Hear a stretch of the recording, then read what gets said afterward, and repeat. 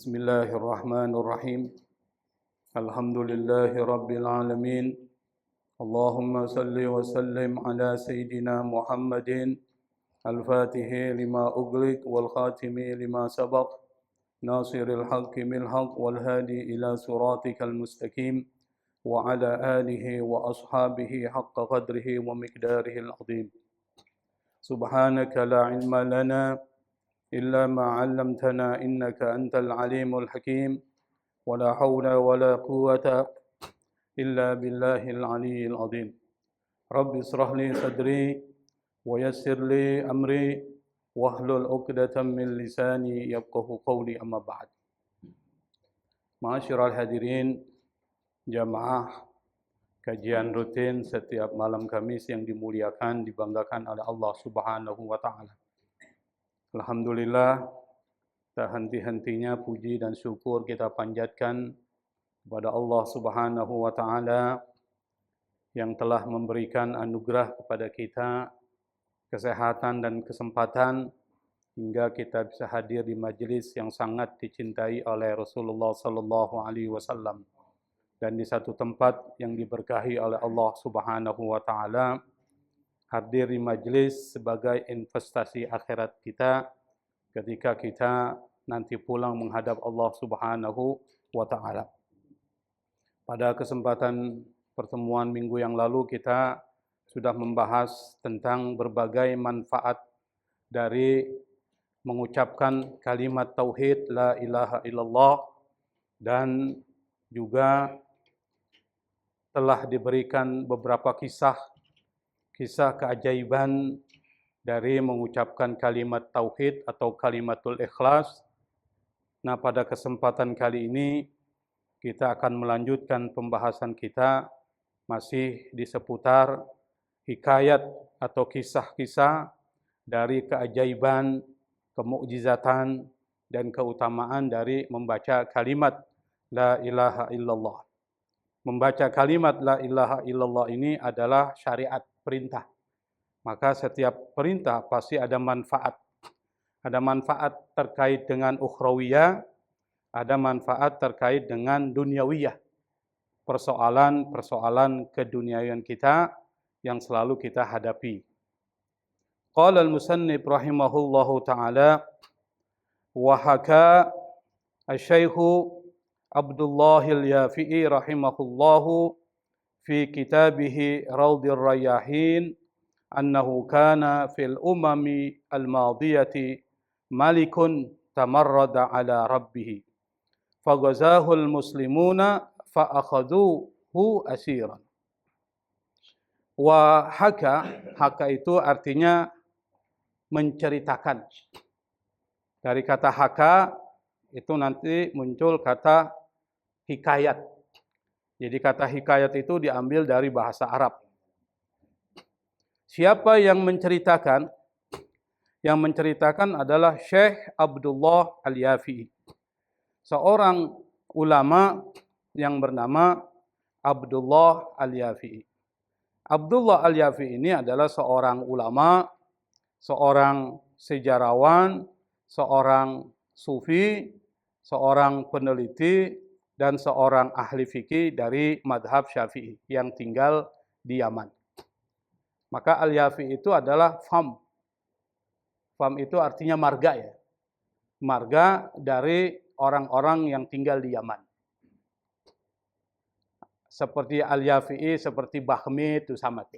Makanya kita pernah dengar ada nama ulama kita pernah menjadi pengurus majelis ulama, namanya Kiai Haji Ali Al-Yafi'i. Itu kata Al-Yafi'i adalah satu marga dari masyarakat Yaman. Beliau lahir di kota Yaman, di Aden, dan beliau adalah seorang yang sangat soleh dan seorang yang banyak menulis karyanya. Nah, salah satu karya ini adalah Raudhur Rayyahin. Saya baru download kitabnya ini. Di dalam kitab itu memang berisi tentang hikayat-hikayat, cerita-cerita orang-orang soleh.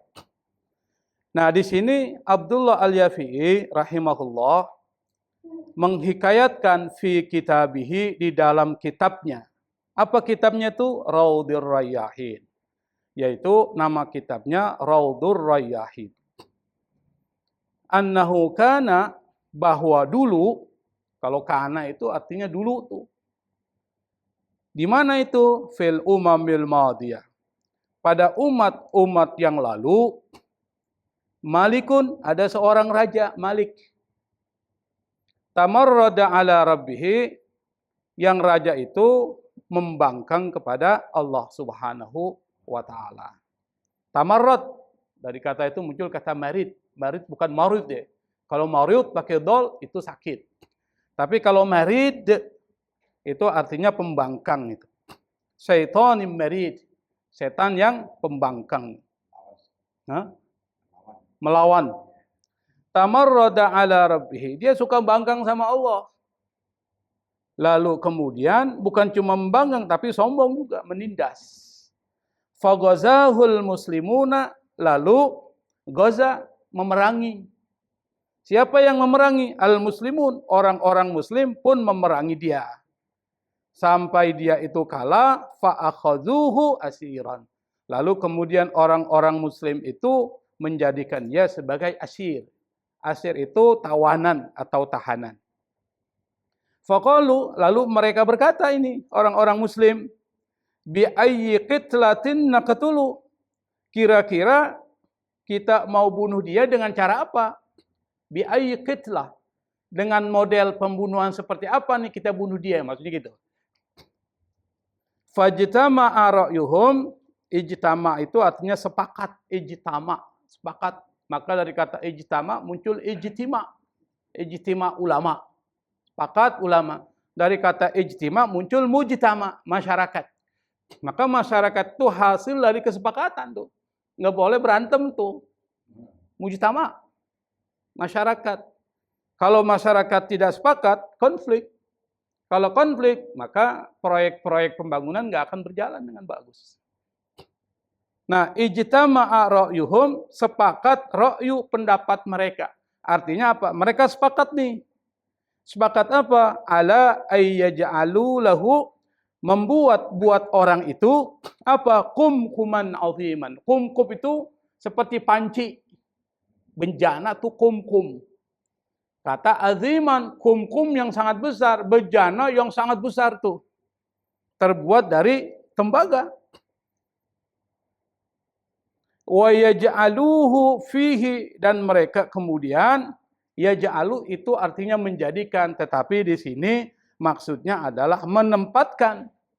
Menempatkan siapa? Raja yang zalim tersebut. Wa tawaqqada atau watuqadu tahtahun nar, lalu kemudian di bawah dari kumkum itu dinyalain api. Berarti bejana itu di dalamnya ditaruh raja yang zalim tersebut, di bawahnya dibakar dengan api. Maksudnya apa? Dia dibakar. Tapi nggak dibakar langsung nih. Dibakar tetapi ditaruh di panci. Kira-kira matinya enak gitu, Pak? Kalau dibakar masih enak. Hah? Langsung ini direbus dulu. Bahasanya seperti itu.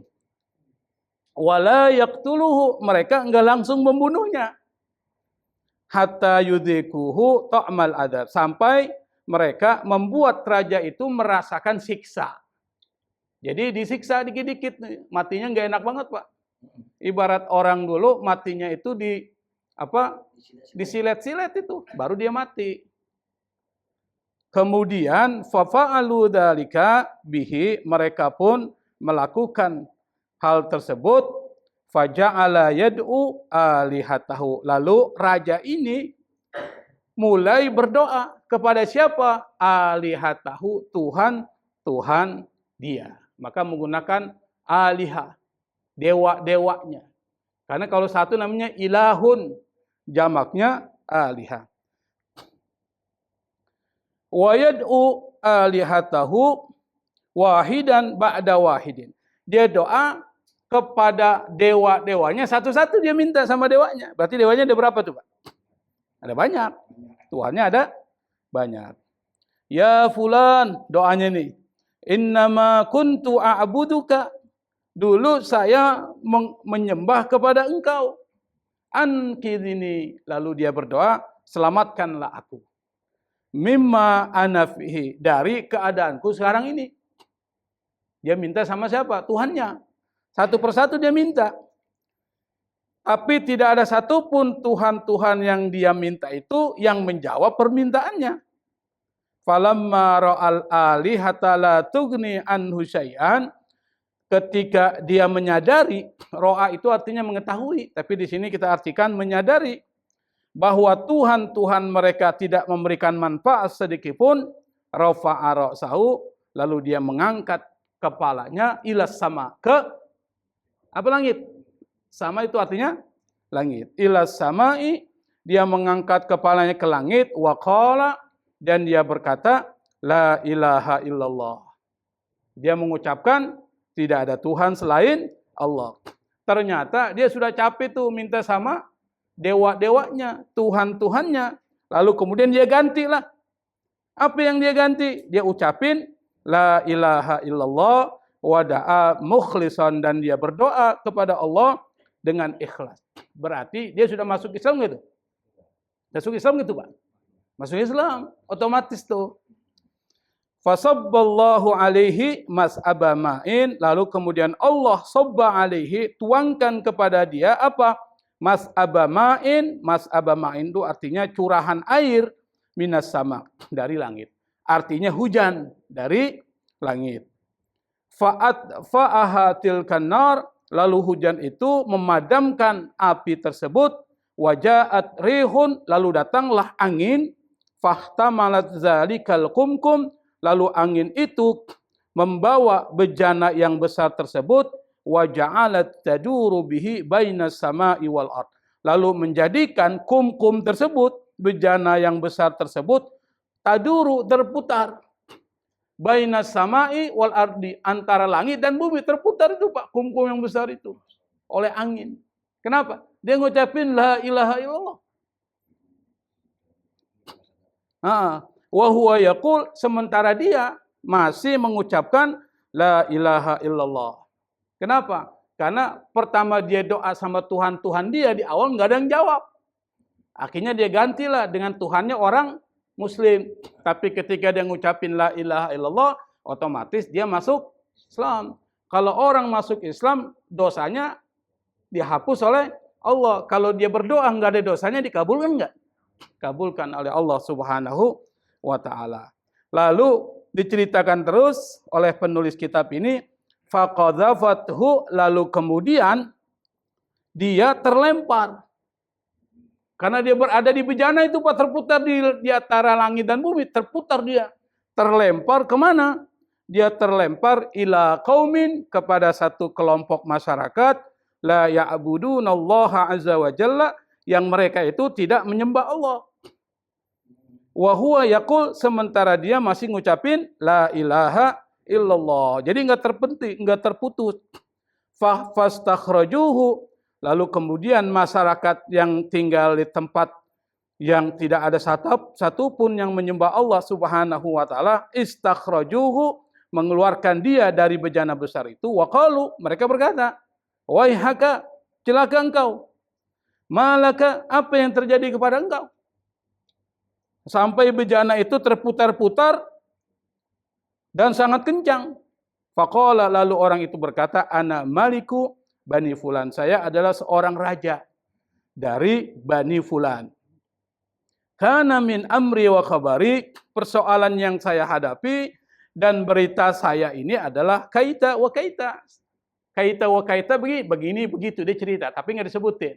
Tapi dalam bahasa Arab disebutkan dengan kada wa kada atau kaita wa kaita. Itu bahasa Arab. Indahnya bahasa Arab seperti itu. Kaita wa kaita itu artinya ya begini ya begitu, maksudnya diceritain tuh. Wa qassa alaihimul qissata, lalu kemudian dia ceritain kisah itu kepada mereka, fa amanu, mereka semuanya beriman kepada Allah Subhanahu wa taala. Dari cerita yang diceritakan oleh Syekh Abdullah Al-Yafi'i dalam kitabnya Raudhur Rayyahin, itu bisa kita simpulin Pak. Apa kesimpulannya? ngucapin la ilaha illallah itu bisa memberikan keselamatan. Apalagi kalau diucapin dengan ikhlas, bukan dalam keadaan terpaksa, ikhlas dengan kesadaran hati dan pikiran, minta kepada Allah Subhanahu wa taala, insya Allah Allah akan kabulin permintaan Anda. Maka dari cerita ini, kalau Bapak ada persoalan-persoalan hidup, baik itu soal rizkinya seret, atau ada persoalan keluarga yang susah diselesaikan, atau persoalan lain, baca ini. Apa yang dibaca? La ilaha illallah. Sambil minta kepada Allah Subhanahu wa ta'ala. Semoga dengan kalimatul tauhid, kalimatul ikhlas, ini Allah bukakan. Kenapa? Karena banyak cerita-cerita, karena keutamaan dari la ilaha illallah, membuat orang banyak selamat dari musibah. Cerita yang lalu kita sudah cerita itu. Ya, dari api neraka apalagi. Nah, cerita yang sekarang, yang Allah ceritakan adalah dia selamat dari apa siksaan dunia yang diberikan oleh orang-orang Islam. Karena ini raja yang zalim. Raja yang zalim saja, karena di ngucapin la ilaha illallah, Allah masih bantu. Yang penting ngucapin itu harus mukhlishan lahu, ikhlas karena Allah Subhanahu wa ta'ala. Itu satu cerita. Karena kemarin kita sudah bahas tuh hadis-hadisnya, Pak. Hampir 10 hadis tuh. Saya yakin nggak ada yang ingat ya. Ya Pak ya? Apalagi yang tidur. Dengerinnya sambil tidur, nggak ingat itu. Tapi pahalanya tetap dapat. Nah, ini diperkuat oleh kisah yang pertama kemarin, dan ini kisah kedua. Nah, sekarang kita lanjutkan. Wahaka aidan, cerita yang ketiga ini Pak. Wahaka aidan fihi ani Syekh Abi Zaid Al-Qurtubi. Diceritakan pula oleh siapa? Oleh Syekh Abu Yazid Al-Qurtubi. Abu Yazid Al-Qurtubi ini adalah seorang ulama, dia berasal dari Cordova, Qurtubi. Jadi Cordova itu ada di mana tuh? Spanyol, Andalusia. Di wilayah Eropa. Jadi Islam itu menyebar salah satunya ke Andalusia, Spanyol, Spain. Lalu dulu disebut dengan Kurtuba. Atau dalam bahasa kita Cordova. Ulama-ulama yang berasal dari Cordova disebut dengan Al-Qurtubi. Maka ada satu ulama itu menulis kitab Al-Jami' li Ahkamil Quran. Namanya Tafsir Al-Qurtubi yang ditulis oleh Al-Qurtubi. Dia juga nulis satu kitab tentang peringatan keadaan akhirat dan kematian. Namanya Tazkirah. Itu ditulis oleh Al-Qurtubi. Itu Al-Qurtubi bukan nama orang. Al-Qurtubi itu adalah nama asal dari orang itu. Kalau kita misalnya kalau dari Jakarta Al-Batawi.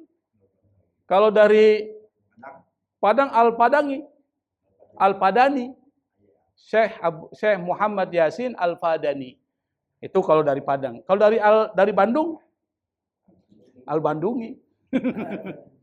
Kalau dari Solo As-Solowi. Susah amat sih dengan pakai wiwi doang belakangnya. Yang penting jangan Al-Jokowi. As-Solowi. Jangan Al-Jokowi. Abu Yazid Al-Qurtubi dia berkata, qala sami'tu fi ba'dil athar, saya mendengar dari sebagian athar. Athar itu artinya riwayat. Jadi dalam ilmu hadis itu ada yang disebut dengan sunnah, hadis, athar. Kalau hadis itu ucapan Nabi. Kalau sunnah sekaligus praktek Nabi. Kalau ucapan namanya hadis. Makanya bahasa Arab itu kalau bilang berbicara namanya tahaddas. Natahaddas bil lughatil arabiyyah. Kami bicara dengan bahasa Arab. Itu dari kata itu muncul hadis, ucapan. Ada sunnah. Sunnah itu praktek. Tradisi itu sunnah. Apa yang dipraktekkan oleh Nabi jadi sunnah. Misalnya apa? Nabi kalau minum dengan tangan kanan. Jadi sunnah Nabi. Nabi duduk. Nabi tidur. Tidurnya Nabi namanya sunnah. Apa yang dilakukan oleh Nabi, kalau kita lakukan pasti ada manfaat. Karena Nabi sampel, contoh. Jadi apapun yang dilakukan Nabi yang bersifat umum, kecuali yang khusus ya. Kan ada yang khusus buat Nabi, ada yang bersifat umum. Kalau yang khusus jangan. Misalnya apa? Nabi istrinya lebih dari satu, banyak lah. Kita kalau mau contoh, jangan contoh yang seperti itu. Contohnya mau poligami aja. Kira-kira bisa nggak kita berlaku adil terhadap istri-istri kita? Mampu nggak? Nah, maksudnya seperti itu. Nah, asar ini adalah riwayat. Kalau dalam hadis, ilmu hadis dari sahabat, tetapi yang di sini yang dimaksud adalah dari riwayat-riwayat yang dikemukakan oleh para sahabat-sahabat. Ada juga mengatakan dari Rasulullah Shallallahu Alaihi Wasallam. Apa di dalam riwayat itu? Anna man qala la ilaha illallah sab'ina alfa marrah. Barang siapa yang mengucapkan la ilaha illallah sab'ina alfa marrah. Sab'in 70 alfa ribu marrah kali. Berarti barang siapa yang membaca la ilaha illallah 70 ribu kali. Apa itu kalau membaca seperti itu? Kanat lahu fidaan minan nar. Maka dia telah menebus dirinya minan nar, dari neraka. Jadi kalau kita ingin tebus diri kita dari neraka, di dalam riwayat ini baca apa, Pak? Berapa kali? 70 ribu kali. Bisa, Pak? 1 hari. Terserah. Tapi kalau bisa 1 hari. Dari jam 1 malam sampai subuh. Kira-kira bisa nggak 70 ribu tuh? Bisa. Bisa ya? Karena 1 jam kira-kira berapa la ilaha illallah kalau kita baca? 2.000, 3.000. 2.000, 3.000. Berarti kalau seandainya 70 ribu berapa jam? Ya kita nggak langsung. Nanti apa subuh berhenti. Kemudian sholat subuh. Lalu kemudian baca lagi. Berhenti, minum kopi dulu. Makan nasi goreng. Nasi uduk pakai duit. Nasi goreng nggak pakai duit kan? Nah kemudian habis selesai sholat duha, habis duha baca lagi sampai sholat zuhur. Habis zuhur makan siang, setelah itu baca lagi. Kira-kira bisa 70 ribu nggak? Bisa, 70 ribu nggak banyak kan?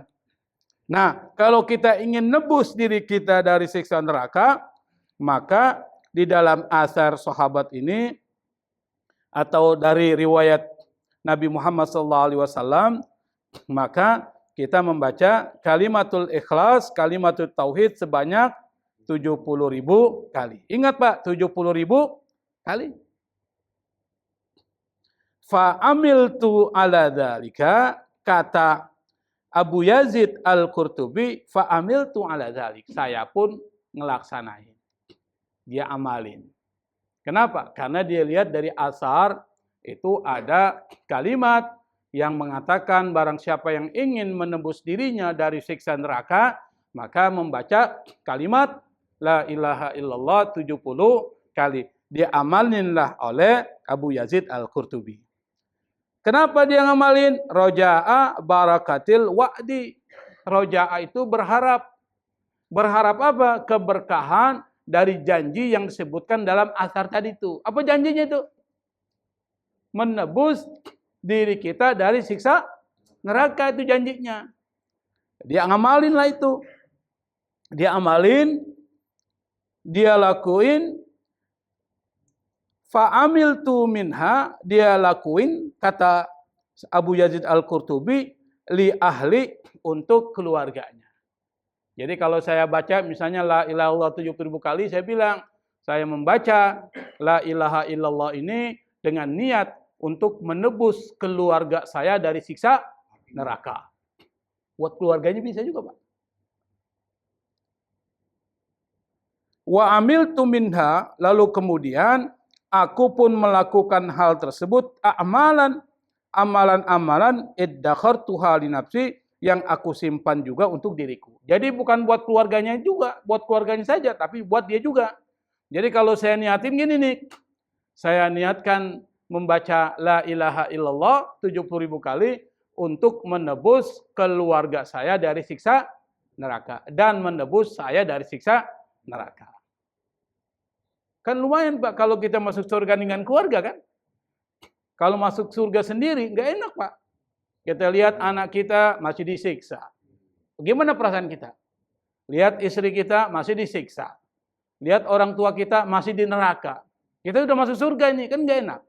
Kita mau kita dan keluarga kita, kalau perlu teman-teman pengajian kita, masuk surga semua. Jadi berkumpul di surga. Gimana Pak? Berkumpul di surga. Iya, berkumpul semua. Kan lebih enak daripada kita sendiri-sendiri, lebih bagus kalau ngajak yang lain. Nah, ini orang tersebut merutinkan, mengamalkan asar tadi, riwayat tadi dengan niat untuk dirinya dan juga untuk keluarganya. Wa kana idzaka yabitu ma'ana syabun. Wa kana idzaka, pada saat itu yabitu ma'ana syabun. Yabit itu artinya menginap, yabit. Maka kalau kita pergi haji itu ada yang disebut dengan mabit. Apa mabit itu? Bermalam. Mabitnya di mana itu? Di mana mabitnya, Pak? Di Muzdalifah, di Mina. Itu mabit. Nah, di sini kata yabit. Artinya bermalam. Dari kata yabit muncul kata baitun. Artinya rumah. Rumah itu artinya apa? Tempat kita istirahat malam hari. Maka disebut dengan baitun tuh. Kalau kita malam, kita tidur di mana sih? Di rumah. Maka tempat tidur kita disebut dengan baitun. Idzaka yabitu ma'ana syabun. Bermalam bersama kami ada syab. Atau tinggal di tempat kami ada syabun. Anak muda. Syabun. Syab. Itu anak muda. Kalau syaibe, orang tua. Syabun yuqalu innahu yukashafu bi fa'dil aqati bil jannati wan nar. Yang orang itu, kata orang, yuqalu, itu kata orang, innahu yukashafu, dia seringkali disingkap, dibuka. Fi ba'dil aqat, dalam sebagian waktu dibuka tentang apa? Surga dan neraka kelihatan oleh dia. Artinya orang ini bukan orang sembarangan ini. Orang khusus. Wa kanatil jama'atu taralahu fadlan. Masyarakat melihat pada diri anak muda itu ada keutamaan. Ada kemuliaan ala sigari sinnihi, dari masa kecilnya. Dari masih kecilnya udah kelihatan ini orang ini. Bukan orang sembarangan. Allah buka bagi orang itu bisa ngelihat surga dan neraka fi ba'dil aqat, tapi enggak selamanya, kadang kala aja. Dan itu bukan karena kemampuan dia, karena apa? Keinginan Allah. Enggak ada satupun nabi dan rasul punya kemampuan melihat surga dan neraka, melihat sesuatu yang tidak terlihat. Itu bukan kemampuan nabi dan rasul, tetapi adalah atas izin Allah. Kalau enggak Allah izinin, enggak bisa, Pak. Wa kana fi qalbi minhu syai'un. Di dalam hati saya ada sesuatu. Maksudnya ada keinginan untuk bertemu dengan dia. Fattafaqa anistad'ana ba'dul ikhwan. Tiba-tiba ada sebagian orang, ikhwan, saudara, itu istad'ana, mengajak kami. Sepakatlah kita.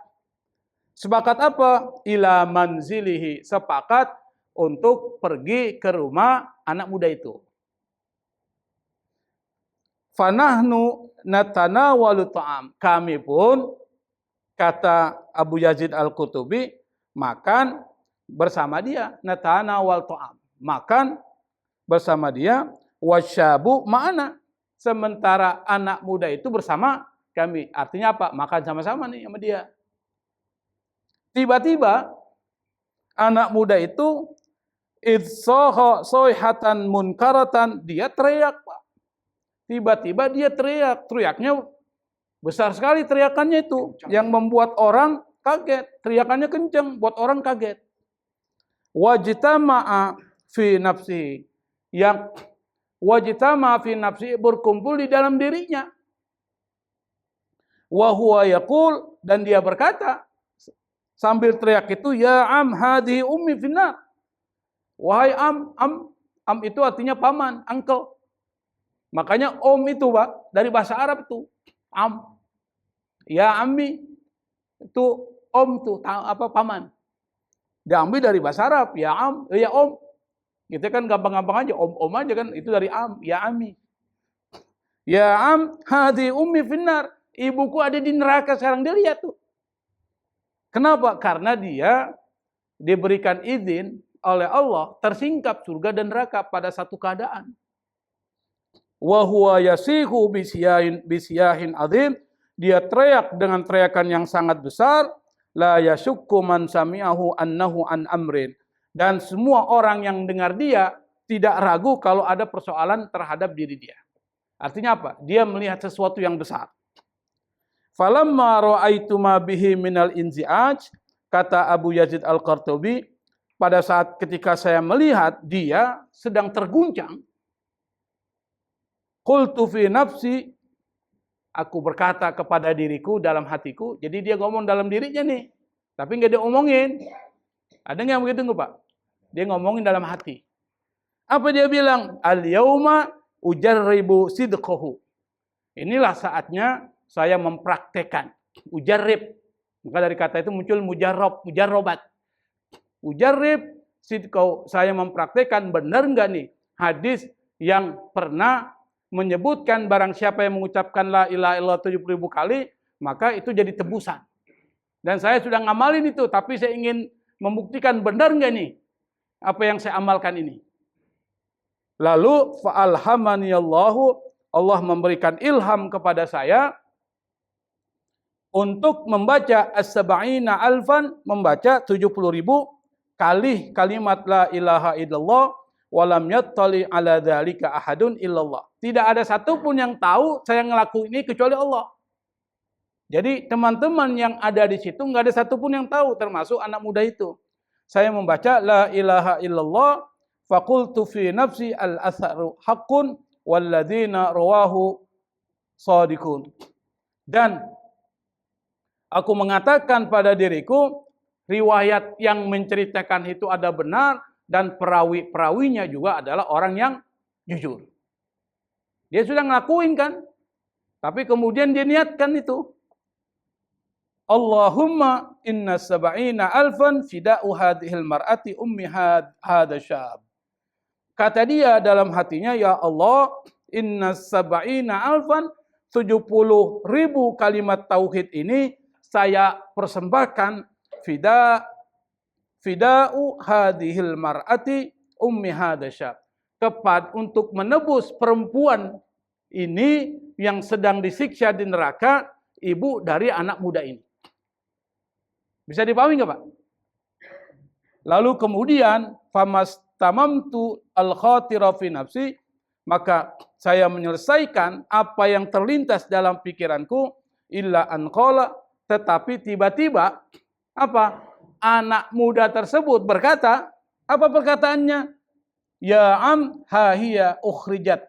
Wahai paman, sekarang dia sudah dikeluarkan dari api neraka.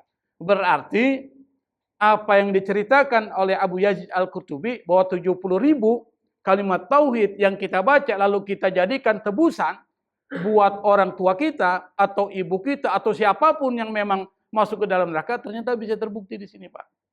Wallahu a'lam. Kita nggak tahu kan? Karena belum satu pun yang kita belum merasakan. Bapak mau merasakan nggak? Saya baca 70.000 kali, tapi Bapak syaratnya meninggal dulu. Nanti saya kirim. Kira-kira jadi nggak tebusan tuh? Tetapi kalau kita baca nih Pak, 70.000 kali. Ternyata nggak benar tuh. Kita dapat pahala nggak sih? Dapat nggak Pak? Dapat. 70.000 membaca kalimat la ilaha illallah. Kalau seandainya nggak benar ya, kita dapat pahala nggak baca tauhid, kalimat tauhid? Dapat pahala. Karena banyak hadis-hadis yang mengatakan seperti itu. Kalau seandainya benar, untung 2 kali. Dapat pahala membaca kalimat tauhid, ternyata apa yang kita lakukan ternyata benar. Itu bisa menjadi tebusan buat kita dan juga nanti keluarga kita. Kira-kira sebelum meninggal ini Pak, mau baca nggak tuh Pak? 70.000 kali. Carilah satu waktu. Kalau memang sibuk, hilangkan sibuk itu satu waktu saja, hari Jumat misalnya. Dari kapan? Dari jam 12, kalau perlu dari habis Isya. Habis Isya nih, baca la ilallah sampai ngantuk, tidur. Tapi tandain. Jangan nggak tandain, nanti bingung nih udah berapa itu. Tandain. Kemudian setelah itu, habis tidur, bangun malam, sholat tahajud, sholat witir. Habis itu baca tuh, sampai waktu sholat subuh. Habis sholat subuh selesai, zikir lagi, baca la ilaha illallah. Sampai satu hari itu lengkap 70.000 kali. Apalagi sholat Isra, setelah itu baca lagi. Terusnya begitu. Kalau 70.000 kali sudah selesai, baru bilang, Allahumma inna hadas sab'ina fida'an li wali ahli. Ya Allah, 70.000 kali saya baca kalimat tauhid ini adalah tebusan untuk saya nanti dan tebusan untuk keluarga saya dari siksa neraka. Fida'an li ahli, fida'an li wali ahli minan nar. Kalau seandainya benar, untung kita. Kalau nggak benar, dapat pahala. Itu aja, ngapa susah amat. Nah, di dalam riwayat ini, itu didiskusikan juga oleh para ulama-ulama yang lain, Pak. Dalam kitab-kitab lain, bukan cuma kitab ini nih. Kitab apa ini? Kitab Irsyadul Ibad. Tapi dalam kitab lain, misalnya dalam kitab fikih, itu disebutin juga tuh. Apa? Misalnya tentang zikir 70.000 kali. Mengucapkan la ilaha illallah. Dalam kitab-kitab fikih Imam Syafi'i, itu disebutkan. Saya kutip misalnya. Di sini ada nih, satu kitab namanya Hasyiah ala Tuhfatil Muhtaj. Itu mengutip fatwa zikir yang dikemukakan oleh seorang ulama fikih namanya Asy-Syarwani, Asy-Syafi'i. Dia mengatakan apa? Boleh mengupah orang untuk membaca Al-Qur'an dan boleh mengupah orang untuk membaca zikir. Makanya kalau kita panggil orang datang untuk baca Quran dan baca zikir itu boleh hukumnya. Lalu kemudian seperti apa? Misalnya membaca 70.000 kali kalimat tauhid untuk pembebasan al-ataqatus sughra. Kalau bahasanya begitu dalam kitab fikih, pembebasan kecil terhadap diri kita. Itu disebutkan dalam kitab-kitab fikih. Artinya apa? 70.000 kali itu bisa digunakan untuk menebus tebusan. Itu satu. Cerita ini juga terdapat dalam kitab Al-Mawa'iz Al-Usfuriyah. Saya pernah ngajar kitab Mawa'iz Usfuriyah. Cerita ini ada. Cerita ini terkait dengan fidaan untuk penebusan itu ada. Termasuk juga dalam kitab Khazinatul Asrar yang ditulis oleh Syekh Muhammad Haqi An-Nazili, 1 jilid, itu menceritakan apa? Nabi pernah berkata, barang siapa man qala la ilaha illallah ahadan wa sab'ina alfan ishtara bihi nafsahu minallah azza wa jalla. Di sini disebutkan barang siapa yang membaca kalimat la ilaha illallah sebanyak 71.000. Kalau yang tadi 70.000. Ini berapa tadi nih? 71.000. Maka dia telah membeli dirinya sendiri dari Allah Subhanahu wa taala. Artinya telah menebus dirinya dari siksaan api neraka. Dan ini diriwayatkan oleh Abu Sa'id, oleh Siti Aisyah, dan banyak juga diriwayatkan oleh para ulama-ulama sahabat lain.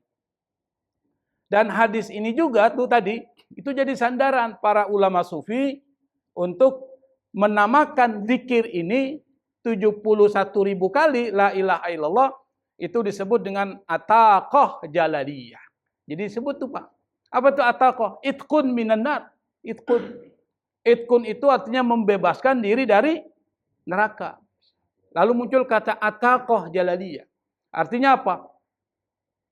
Penebusan terhadap siksa neraka yang dibaca oleh orang membaca zikir la ilaha illallah 71 kali. Jadi kalau kita sekali lagi ingin bisa menebus diri kita dari siksa neraka, maka kita amalin nih amalan ini nih. Membaca la ilaha illallah 70.000 kali, setelah selesai membaca, kita ngucapin Allahumma inna hadas sab'ina alfan fida'un li wali ahli minan nar. Ingat nggak tuh yang saya baca? Ingat nggak? Pakai bahasa Indonesia. Ya Allah, 70.000 kali bacaan tauhid, kalimat tauhid la ilaha illallah saya baca untuk menebus diri saya dan keluarga saya dari siksa neraka. Ingat nggak Pak? Kalau nggak ingat, kebangetan lah. Kalau bahasa Arab boleh lah nggak ingat kan? Tapi kalau bahasa Indonesia nggak ingat, kebangetan.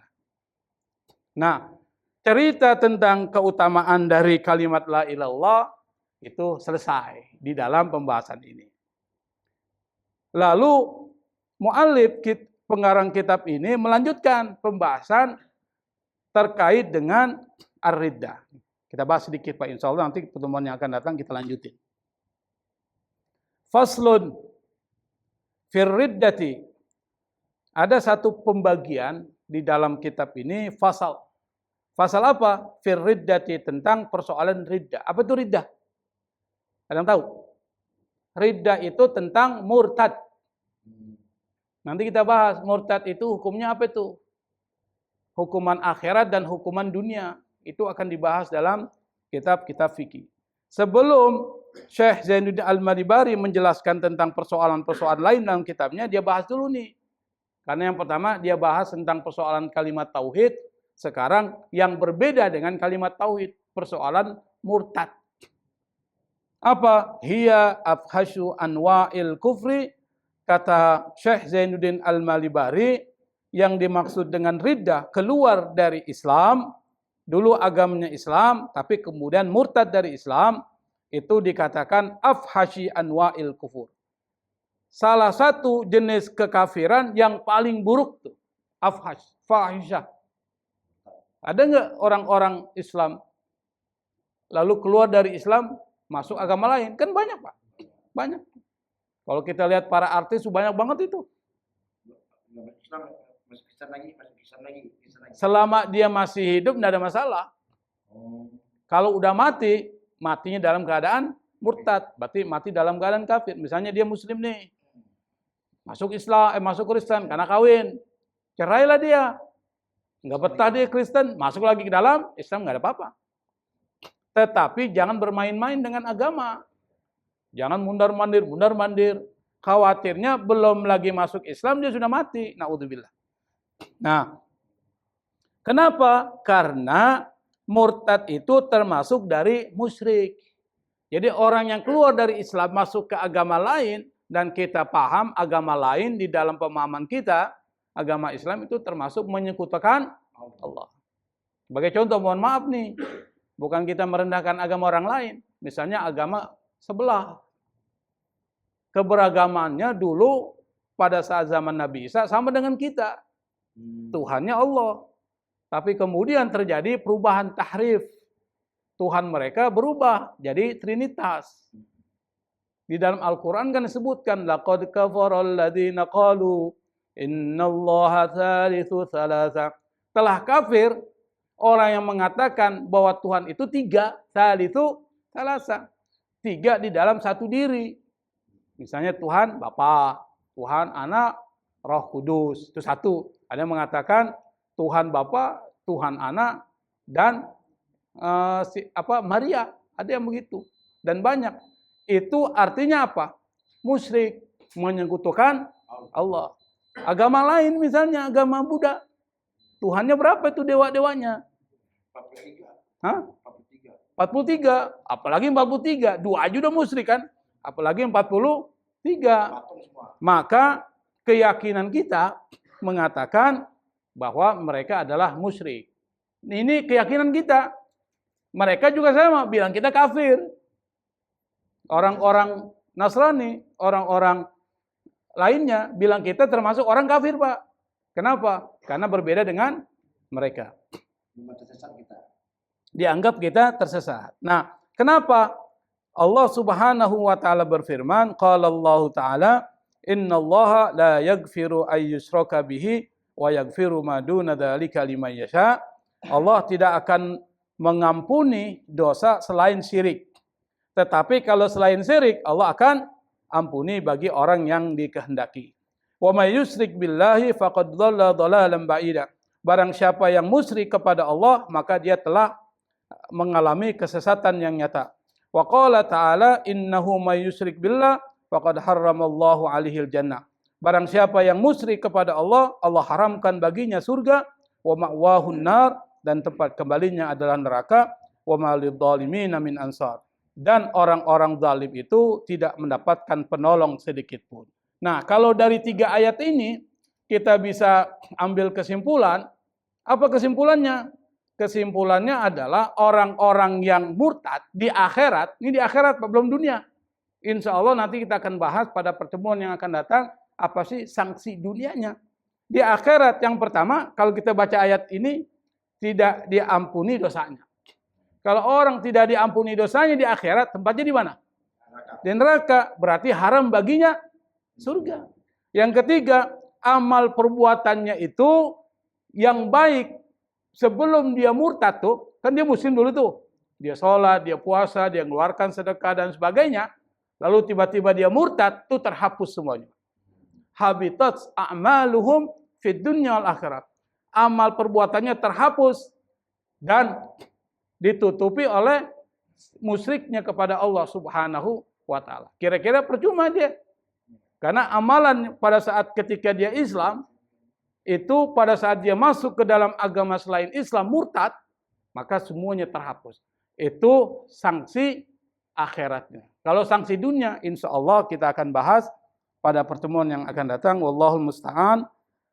Wallahul muwafiq ila aqwamit thariq wal afwa minkum. Wassalamualaikum warahmatullahi wabarakatuh.